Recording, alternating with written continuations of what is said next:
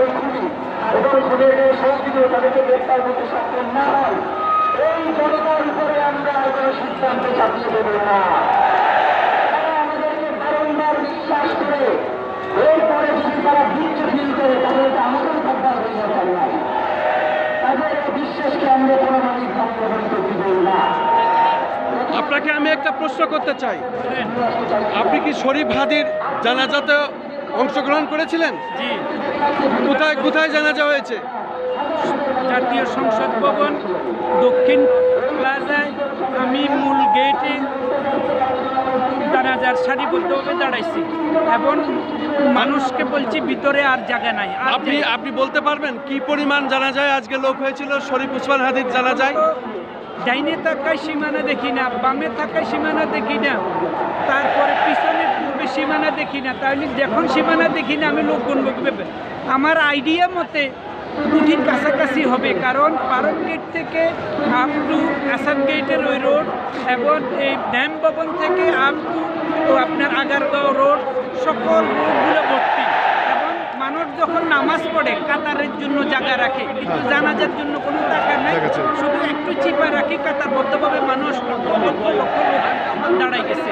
আমার মনে হচ্ছে আজকে তার জীবনটা ধন্য যে সেই এতগুলা লোকের ভিতরে আল্লাহ হাদিস শরীফে বলছে 40 দিনের ভিতরে একজন পবিত্র থাকে, 40 জনের ভিতরে একজন পবিত্রতা অর্জন থাকে। এই এতগুলা হাজির বিনিময় হাজির জীবনের গুণাখাতা আমি মনে করি হাদিস শরীফে রসুলের অনুযায়ী জীবন উক্তি অনুযায়ী তার আল্লাহ মাফ করছে এবং সরকার তাকে উন্নতভাবে বিদ্রোহী কবি কাজী নজরুলের সাথে সমাধিত করেছে। এটা সবচেয়ে জীবনে চাওয়া পাওয়া। এর ভিতরে যদি আমি হইতাম আমার জীবনে আমি ধন্য মনে করতাম।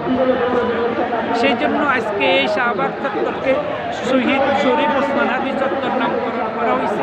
এখনও জুলাই যোদ্ধারা সহ সেই জুলাইয়ের প্রথম সারির যোদ্ধা সেই গণতন্ত্রের চর্চা করে, সেই ইসলামিক চর্চা করে, সেই ইনসাফের চর্চা করছে এবং সেই মানুষের কথা বলছে, মানুষের ন্যায় অধিকারের কথা বলছে, বাংলাদেশ জাতীয়তাবাদ কথা বলছে।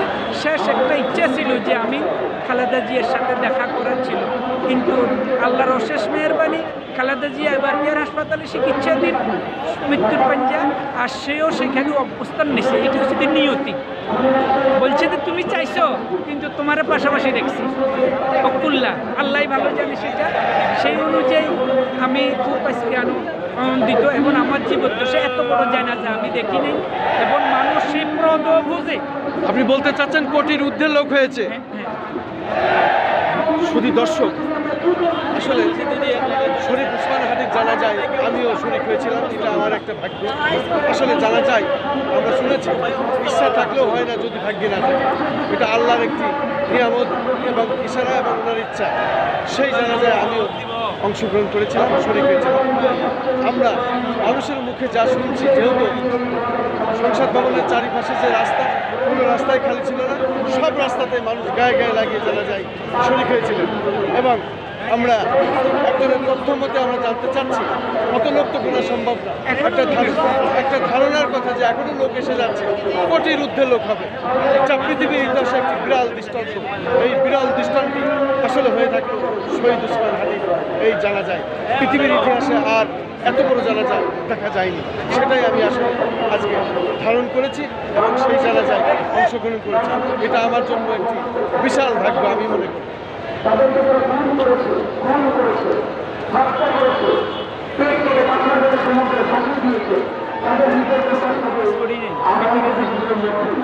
আমরা এখন